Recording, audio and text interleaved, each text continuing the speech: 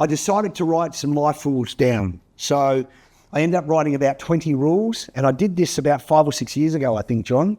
And then and I went over them again the other day, and I think I actually did 9. I've done 8 now. I've sort of modified it a bit, and as I'm getting older, I'm modifying it more.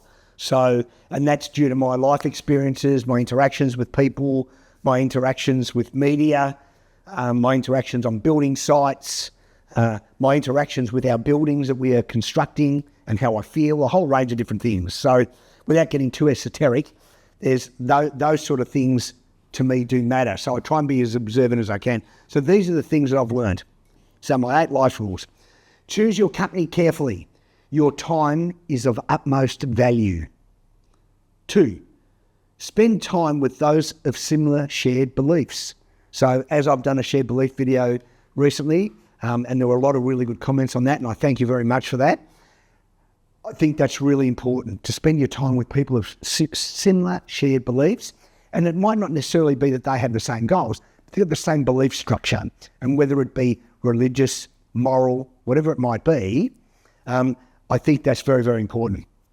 Number 3, share your thoughts with those you love. Let them know when you're feeling good. Let them know when you're not feeling so good. Let them know what your goals are.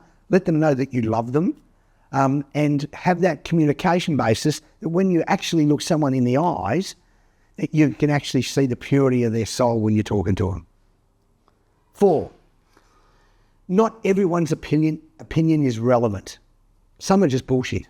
So therefore, and people that venture and offer opinions without being asked, I'm always a little bit wary of that. So, but the ones that I trust and I love, I'll ask for an opinion, or I'll say, you had a similar experience, or ask them, you had a similar experience to me some years ago, and this has just happened to me. How did you cope with that? Those questions and those responses matter to me.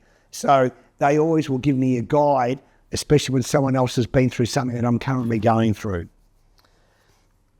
Your core values need reviewing and understanding.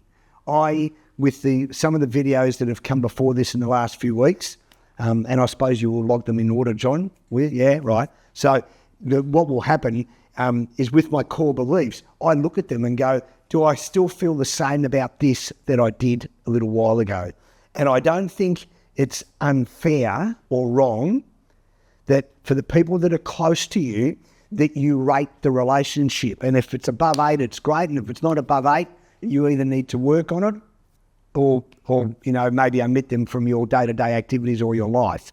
So, but a lot of my core values are actually based on who I spend time with and, what the benefit is. And the benefit's not fiscal. The benefit can be emotional, it can be educational, it can be a whole range of things. And I think to try and become a fully rounded individual, we need all those different factors. So we need to make sure that our core values are set right so we attract the right people and with the right shared beliefs. The next one is share and communicate your vision and benefits to everyone you care about. So share your goals, as I said before, and that's a little bit of a repetition, but share your goals and let them know what you'll need to do to get there, and if they can give you any assistance in getting there and whether they're happy to give you that assistance. And that's normally within a family or a very close working environment that we have here at BivCorp. The next one is communicate your vulnerabilities with those in the circle.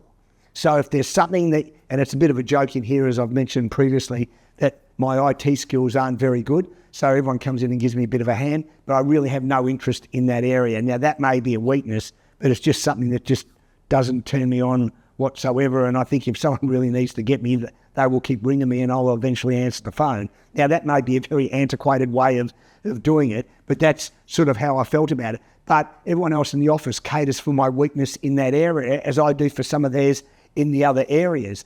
And that also comes down to the listen more, speak less thing. Understanding that someone else may give you some constructive criticism and you need to be open to the fact that they're probably right. But if you don't want to change it, then it really is a negated point, right? So therefore, if they love you enough or care for you enough or work with you long enough, they will make sure that they make some compensations along the way, as some of these guys do in here for me. So they're my 8 points. Thanks for listening.